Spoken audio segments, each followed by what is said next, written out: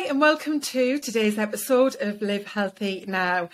I am very excited today for the episode because this is quite an unusual one to be recording. I'm here with my lovely partner Kev, who has, well, maybe not quite volunteered, but been coerced into coming on today as a guest because this month is all about real people and sharing how real people can face challenges in their life and maybe even hit rock bottom, and the way that they bring themselves back to living a life of purpose and one where they feel happy and strong is by starting to take care of themselves, starting to be kind to themselves, to think about what might support them better, to get into a better place, to have more vitality and energy and all-round happiness in their life.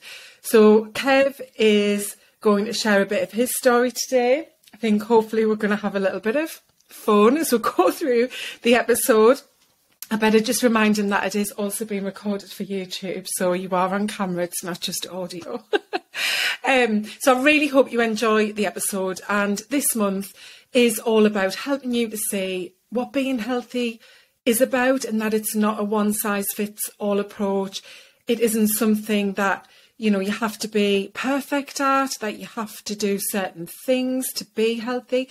It's about you doing what you need for where you are in your life at that point and really tapping into what's going to give you the best return for your investment, so to speak. And you might have heard one of the very first episodes called Life is Like a Box of Chocolates. And that is about how your wellness toolkit is like a box of chocolates. You're going to take from it the ones that you enjoy and like the most, and you'll gradually work your way through the box to the ones that don't hold as much value for you, which for lots of people, especially me, are the toffee ones. So yeah, it's the same kind of thing in that this is about opening up what being healthy is so that you can get ideas and be inspired to create your own healthy habits in a way that's going to give you the impact you need for your life. So, welcome, Kev, to the Live Healthy Now podcast. Thank you. And this is where it all exists, yeah? It is in this little room, yeah. You might have to come a little bit closer to the microphone. So, let's get started with just sharing a little bit about where you were. So, you and I have been together a year, and your story starts really, I guess, in the few years leading up to that. So just to give a bit of background as to how you felt about yourself and how healthy you were. Yeah, so from going back many years now, but I would say more often from the last few years, my life wasn't in a very good place. And now I can't talk about it for many years. As a man, we didn't talk about not being okay. So we always had that stigma associated with it. But especially over the last, I would say, 18 months, it's become more prevalent there now of, mental health and everything that comes around with mental health. So it's not just around about, it's about being in your head of actually, being, it's not depressed, but it's low, it's being anxious, it's a lot of things around that. It's more now actually thinking about yourself, taking care of yourself, the importance of taking care of yourself. I was one of these, these average men that never really took care of themselves, just always going out, life and soul of the party, as opposed as one of the key things. You just drank, you just ate what you wanted to eat when you wanted to eat, not putting any much thought into it and what you put into your body, and actually how was that may make you feel on the outside. And I think now over the last, I'll say 12 months, more likely 9, when it started to come into my head from yourself, is how important that started to become to me. So really going back to where I was, you said a relatively short period of time back there was that, I would go out to work, and that work was my sole purpose, I would say, is probably at that point in time. And working away and then coming back, and then just literally coming back from work, it was a case of sitting down on the couch, picking my phone up, looking at my phone as of what I've missed during the day, you know, and social media was probably the key things around that. And then starting to think, actually, did I want to eat? And if I did want to eat, actually, what could I be bothered to eat? Was probably one of the key things on that as well. And then that would just be me for that night until I went to bed. And then because of how I felt and how I was, I could just not switch off at all in bed at all. And what I needed at that point was some sort of stimulation to take my mind off other things that was going on in my head.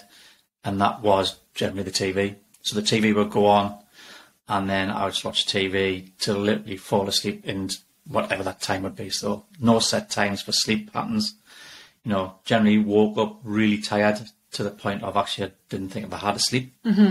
And it used to be that opposite effect of I would go to bed wide awake and wake back up tired, wanting to go to sleep. Yeah. It was generally the case of that. Within that time, I suppose, you know, what I was really doing was existing in life. You know, and how I look back on now was really sad because how I felt because of that. That was generally the case of that. Even though I had, you know, two lovely kids, you know, who were around there to support me all the time, everything like that. But within myself, that didn't really, you know, have a true sense of the whys, as we probably go down about, but the whys of why I should be happy within myself and how I should go about on that as well. So, bit of a mumble on around that, but within that, that's probably how I was. Yeah. So there's a lot to unpack there. One of the things that you touched on was the mental health of men, and I guess stigma is a word to probably associate with that is, you know, the stigma around men opening up about how they feel. And, you know, was that something that you struggled with? And do you think if you had been able to open up sooner about how you felt, that you wouldn't have maybe got to such a bad place? Oh, massively, massively. I just thought at that point of time, with everything I was trying to deal with internally with myself, if I was talking to anybody about that, I just felt I would be a burden on somebody else with thinking, oh, I don't want to overlay my problems onto somebody else's, which I thought had problems as well. And just think, you know, let's try and deal with myself. Yeah. You know, man up. There was nothing really that I should have thought I should have been depressed about. Was probably a key thing. But that made it more frustrating from my side as well. And, you know, and I think that just cascaded everything into how I felt about myself, and then how I treated myself, how I thought everybody else thought about myself. And, you know, at times it was hard, and the majority of the time I did have to put on a mask, shall we say, to be this, you know, alternative person, to try and be, you know, is how people perceive me. Yeah. And I think the big thing about that was, you know, the new buzzword, shall we say, is that imposter syndrome was the big thing of this, you know, this person on my shoulder, just in my, you know, just chipping at my ass saying, you know, you're not good enough for this, you're not good enough for that, you're not good enough in your profession. And, you know, you try to battle it away as much as you can, you know, but it does come draining, and yeah, that's where we were. Yeah. I think that was a right sad phase when I first came into your life. Yeah, you weren't that bad. But I know you were struggling. And something you said there about not wanting to be a burden on other people, I think that's something lots of people, not just men, but women struggle with as well. There's, you know, perception that if you tell someone else what you're going through, that they're going to begrudge the support and the energy and time you need from them, because we all live busy lives. And I think, you know, that cycle of negative self-talk and self-doubt, which is what you were struggling with, means that, you know, it's not just the impact that's having on your overall mental and physical health as well, because it does impact both, but it's also, you know, external to just you. You're putting it onto other people, so you're creating this whole story that what you need isn't fair on anyone else.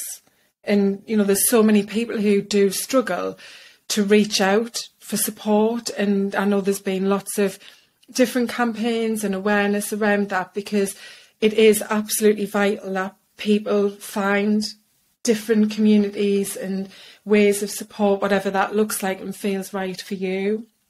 So yeah, thanks for, you know, being really vulnerable there and sharing that. And the imposter syndrome, I know, is something I wanted to tap into in our conversation, because obviously I know this is what you struggled with.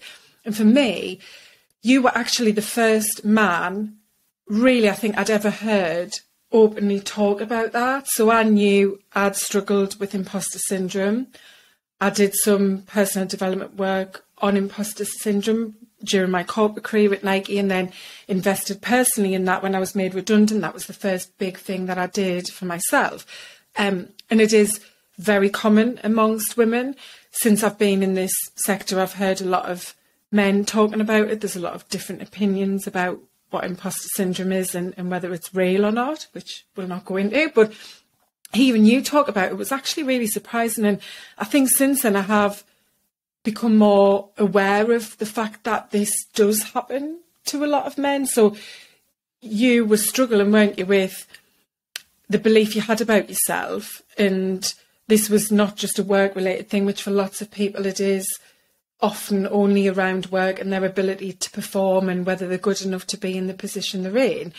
But for yourself, it was all round, wasn't it? It was work, but it was also, you know, as you say, as a father, were you good enough were you giving your children and the rest of your family what they needed? And you got caught in that downward spiral, which is one of the things I use in my coaching to show people how easy it is to get lower and lower in that spiral, the more you criticise yourself and pull yourself down and start to believe these negative stories about your worth.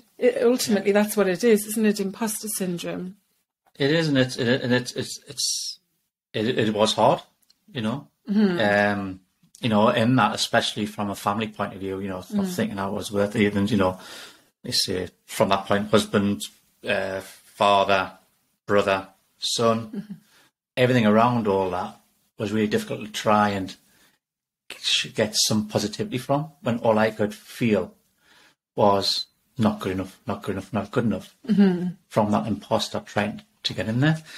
And it did lead into some vices, shall we say, that, you know, I'm not proud of what I had done, and the impact it did have at the time on a lot of people of where it was. And like you say, now coming through that, you know, I can see what had happened, but especially now is that because of where we are now in that journey that I started and currently on, you know, it's had a massive impact on me there going forward. So, you know, not trying to dwell too much on the past there now, because that was the past, and trying to, you know, obviously we can't forget it, but it's that reminder that I don't want you to try and keep on coming in now. It's how we're going forward on it now is the big thing. And that's what I want to tap into and share, because Kev's a great example. I was going to say perfect example, but I want to use perfect again, but maybe it's the best way to say it. Kev's a perfect example of how taking care of yourself isn't about being perfect, because you're far from perfect in your healthy habits. And that's what I wanted to show with today's chat and the other conversations this month is it isn't about being perfect and ticking every box. There's not a recipe to be healthy, and that only when you do those things does that equal health. You're evolving in the way you take care of yourself. You're learning. You're finding what works for you. It's been a big shift for you, hasn't it? Because you were pretty much at a ground zero point, shall we say. You'd started to play golf before I met you, and you were enjoying that. I think you'd found two things from golf. One, the community side, so being with people and having that support who you'd actually start to open up to about how you felt, and being outside and moving your body was the third one. You'd found that was already something that was shifting, not just your mental health, but improvements in your physical health, wasn't it? Oh, definitely. Definitely. Small changes, but it had started the journey. It was. I mean, the golf side, obviously, that came through after, obviously, the COVID as well. That was a big thing of having something you know, to do. Yeah, which would create my, you know, everything without me, with me, with my mental health. Yeah. In a lot better place. And obviously, you know, it's about the friends, what you talk about. And even just the walk, like you say, the moving the body. I mean, you know, at the very start, you would come off there aching and, you know, your body was tired. You know, at the very start, thinking, oh, God, this is virtually, like you say, a 12-hour, 14-hour day sort of thing of playing golf and the recovery afterwards, basically. But, you know, playing it and playing it in a more regular basis, that, you know, definitely got me into a better place, and probably the ideal platform of, you know, really starting to know why I need to look after my body now. Yeah. So when I met you, you had very high blood pressure, which you were on medication for. You were struggling with your mental health and your physical health. So you'd had some visits to the doctor about the blood pressure. You thought that was all the stress related, but you did have a very poor diet, shall we say? Well, we say poor, I say enjoyable. And yeah, you didn't have really very much knowledge about health, did you? You were when I first met you, you said, "Oh, I've signed up. Oh, I'm about to sign up for the Great North Run, which is the half marathon most people have probably heard of in the UK anyway, but 13-mile run here in Newcastle. This was the January. You were going to run that in the September, and you decided to do that for a charity, which was very close to your heart. And so you had your why, your purpose for running that, and you didn't run at all. You didn't walk except slowly around the golf course. Or the chip shop. But you were very much at the start. And again, this is why I wanted you to hear Kev's story, because Kev, he's not another coach. I've interviewed lots of other coaches and experts on here, but, you know, he didn't have this knowledge about the right food to eat, the right way to exercise. You know, you'd in the past played football. You'd sometimes gone to the gym when you travelled with work, but without any direction of what to do and how to do it. So what are some of the changes you've made then this year in your habits, in building those healthy habits? I think, obviously, the big one, obviously, was the energy from keeping fit. You know, I won't say gym because it's gym and, you know, going out, running, walking is a big thing as well. But I do think, though, that the big thing for me was definitely on the diet and the healthy foods. Right. In the past, there would have been takeaways, there would have been, you know, ready meals, you know, or something very quick to make. But it was never any sort of thought process of actually how healthy it was. I did like fruit. I wouldn't say I'm not a big veg, and that's the big thing, you know, is probably some of the challenges still on there, the greens on there. However, I do realise that there is a big, wide variety of foods that's out there that are healthy and are bloody enjoyable. It's probably surprisingly from my point, but yeah, but that I think that has been the big thing. And it's the why around that is obviously just is very important to me, is based on, you know, I want to be fit and healthy now. I know I need to be fit and healthy. I want to be around for a long time. For yourself, obviously, depending on how you feel. But as well as for me two kids, my son and my daughter, which was a big thing on that, and I know how much they helped me at the time of getting through where I was.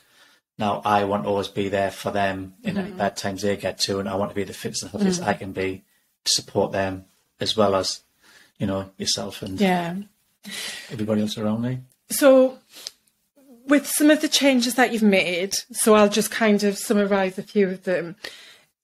Kev doesn't exercise every day, and this is something he is working on, his consistency with the movement habit, but he does play golf most weeks, and he probably works out once or twice, depends if you're travelling for work, how much and so on.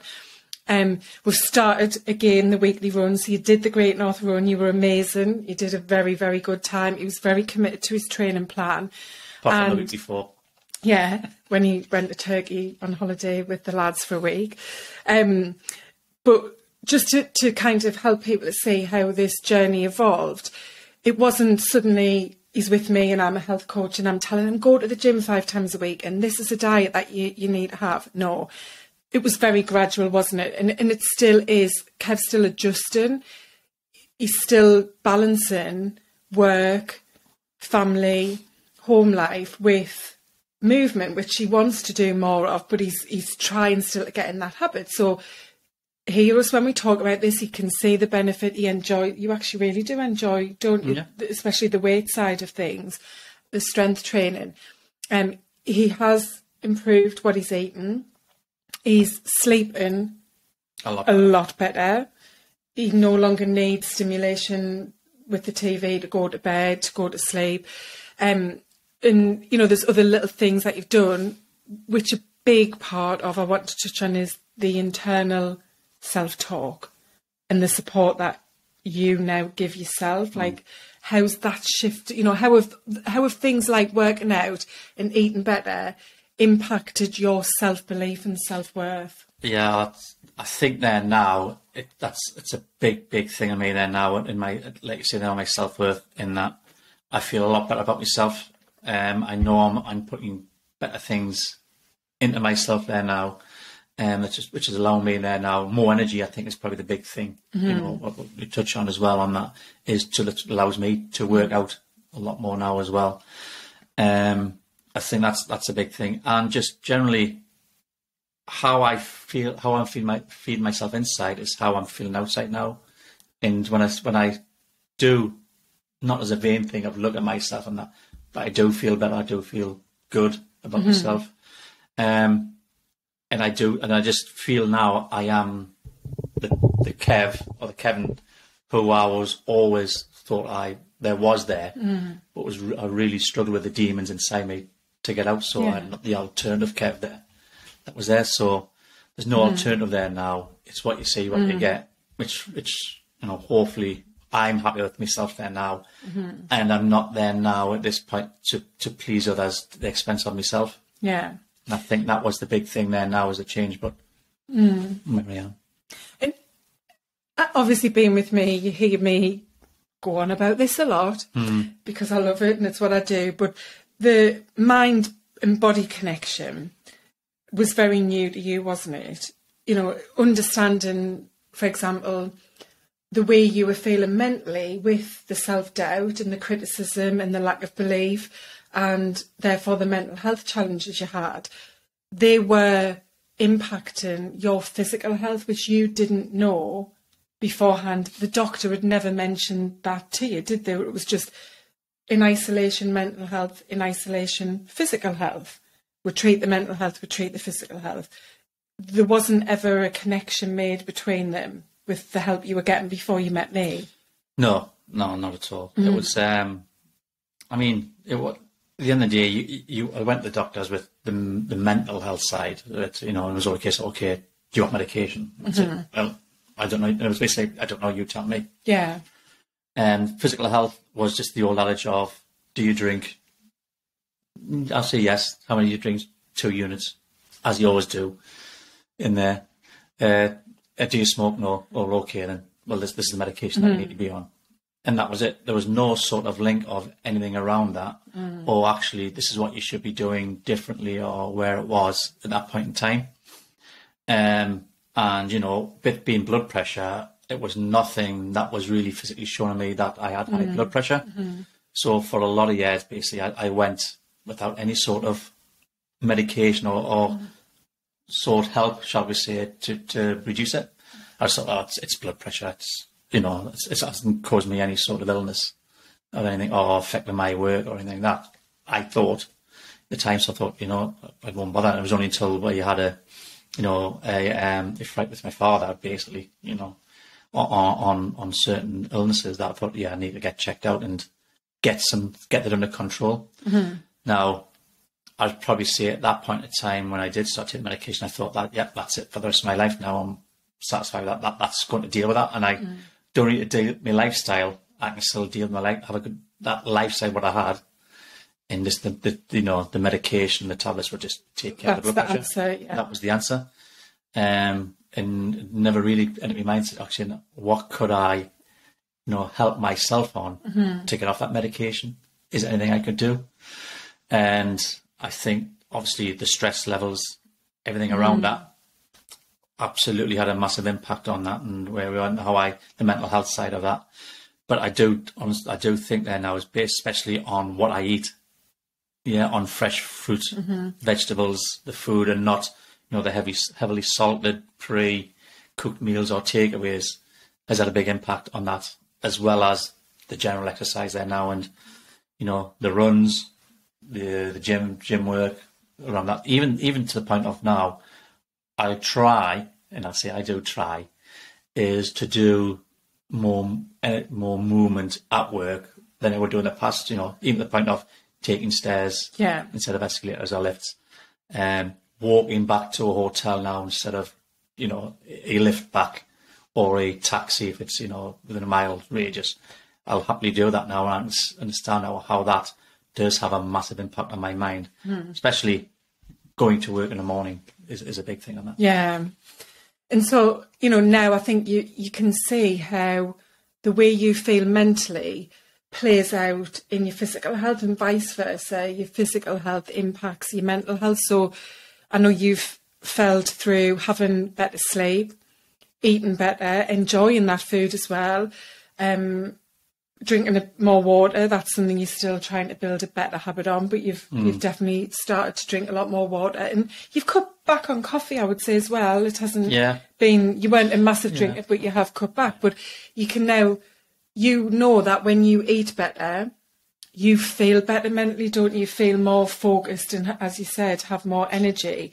And so, you also mentioned about the food impact on lowering your blood pressure. So Kev's blood pressure has gone down significantly. You've reduced the medication, which is amazing. You're working to get off that. As you said, you thought, well, that's it. Now I'm on this for life. That's fine. It's going to control it. But your blood pressure was actually still pretty high on the medication.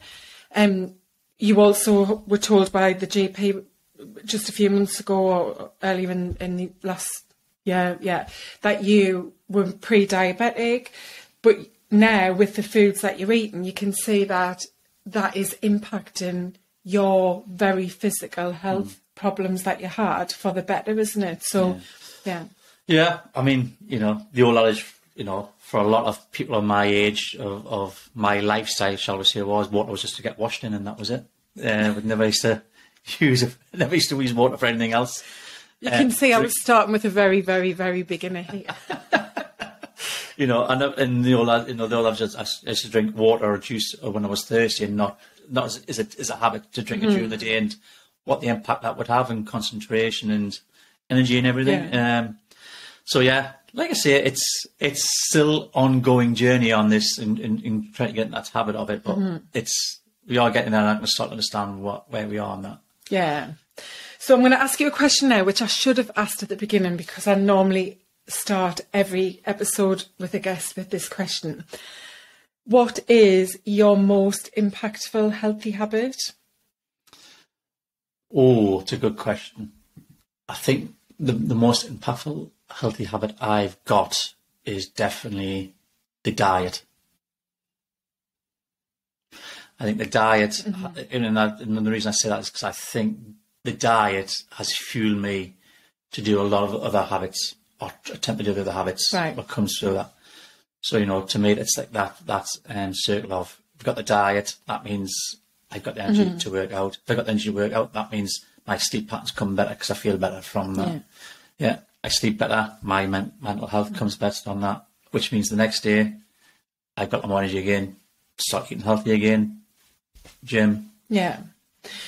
And when you say diet, I just want to be really clear, because I talk about this a lot. You're not on a diet. You just mean the diet is the sum of the food and liquid you put into your body. That's what a diet is. Every living creature has a diet. Oh, it's not. So your diet is, what do you like best about that? Like, what's been, a couple of changes to what you eat and drink that you've really enjoyed and you can feel those differences from? I think it's the variation of food I am enjoying now is probably the big thing, where, I was probably a stickler for the same things day in, day out, week in, week out, and look forward to the takeaways at the weekend, which, sometimes we still have, at the odd time. There's nothing wrong with that, but it was the same things, same days, from the same takeaway shops, etc. But now I just think it's probably it's just the different flavours of what I'm experiencing is probably the big thing. And you know, I love the freshness of the food. You know, the salads or the vegetables or the fruit, etc. It's that's definitely been the big thing that's opened my eyes. And I think it has, as you know, it's given me a passion for the cooking side as well. And I've never known I'd be so excited to go and shopping for vegetables. and actually, you've got into looking at ideas on Instagram, haven't you? Your recipes, we're all often tagging each other in nice recipes, and he's had a go at quite a few things. And because Lois, my daughter's got celiac disease, that's been something new for you to learn about and adapt to cooking without gluten, which is much easier than what people think it is. And so, Kev was a very beginner, and that's why, I'm calling this episode, the change in your life, just one step at a time, because it is just that one step at a time. It's not, suddenly he was with me and I gave him all of the answers to a prescriptive healthy lifestyle, because that is not how it works for anyone. It wasn't that you had lots of knowledge and you just couldn't be bothered to do it, or you were struggling and then your life changed and so now you had time or the reason to do it. You are still learning, aren't you? You're not massively interested in it. I do bore him to death a lot of the time, sharing what I'm learning and doing and talking to people about.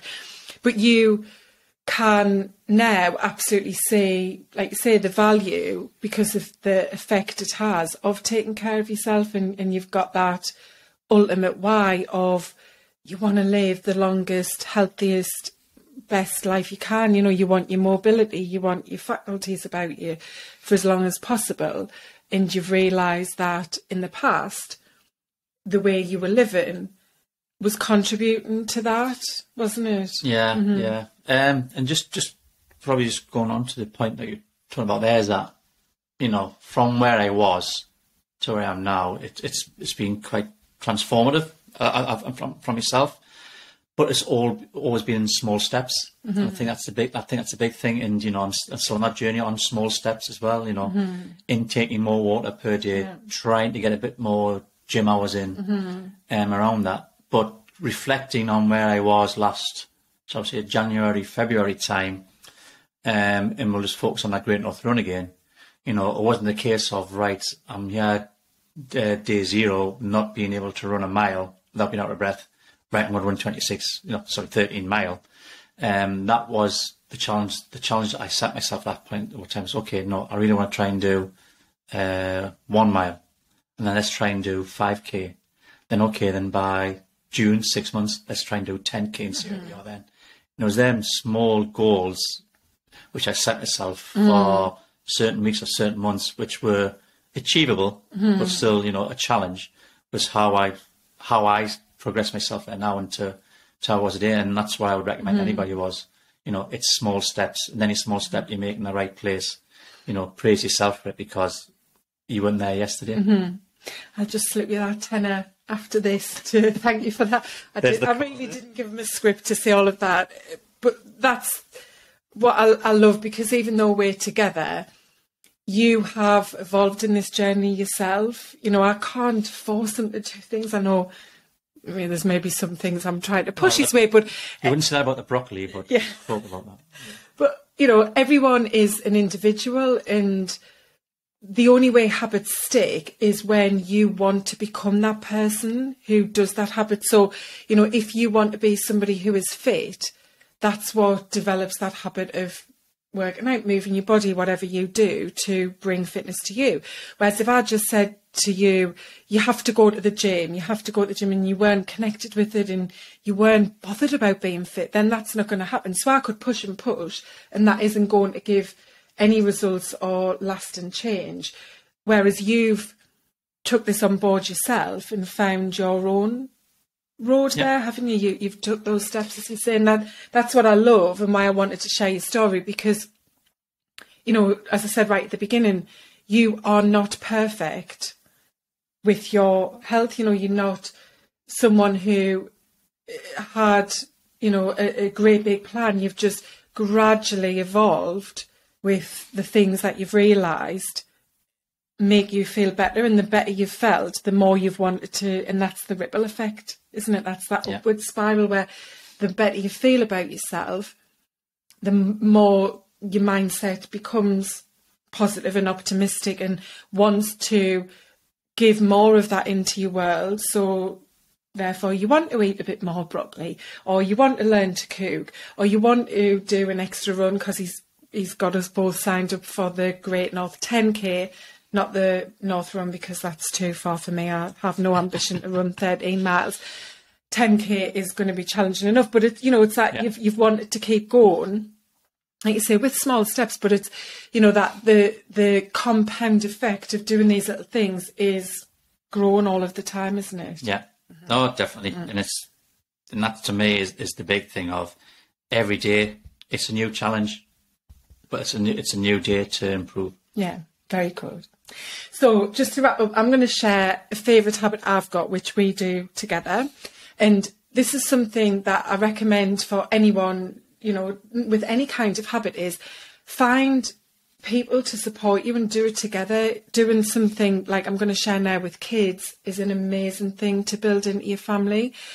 We do gratitude, not every day, but quite often on an evening when we go to bed, sometimes it's earlier, we share what we're grateful for that day. And when we first started this, Kev would go to the automatic things like me, your children, your dad, and the rest of your family, or the fact that you had a home or a job, it was the big things. And I'd said, try and get a bit more micro, try and dig down, even if it's like, well, I got to go outside for a walk today and it was such a lovely sunny day.